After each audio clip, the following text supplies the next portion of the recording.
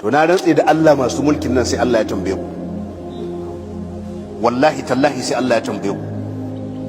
Duk jinin wanda aka zubar, ba siyasa kake ba ko uwar siyasa ake, inda hannunka aka zubar da jinin wani, na rantse da Allah sai Allah ya tambaye ka, babu kafara a ciki.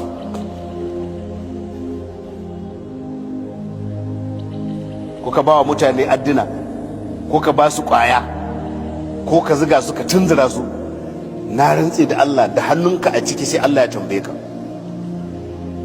Sayyidina Umar ya ce idan mutanen Sana'a za su haɗu dukkan su gaba ɗaya su yi magana a kashe mutum, wallahi duk zan kashe su saboda sun kashe wani mutum.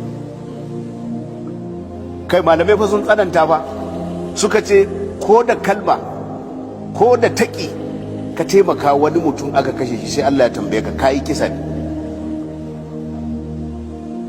Malamai sun bada misali suka ce yanzu kawai an zo ne ga mutum ana son a kashe shi sai ka ce kashi, baka ma karisa kashe shi ba amma ka taimaka da wannan kalmar kashi, wallahi sai ka samu ladan zunubin kashe kisan kai saboda ka taimaka da kalma.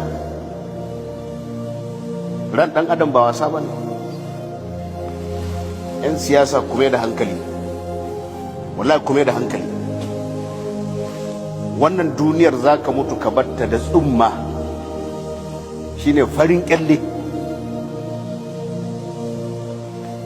balle duk abin da za ka yi, ko shugaban ƙasa ne ko gwamna, shekara 8 ne iya tsawonta kenan, kuma ba za ka sake dawa kai ba. Muna tambayar ka shekara nawa za ka yi a lahira ka dawo?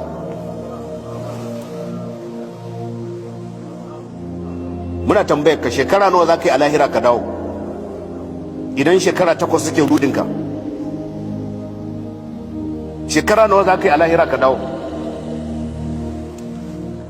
To kame da hankali,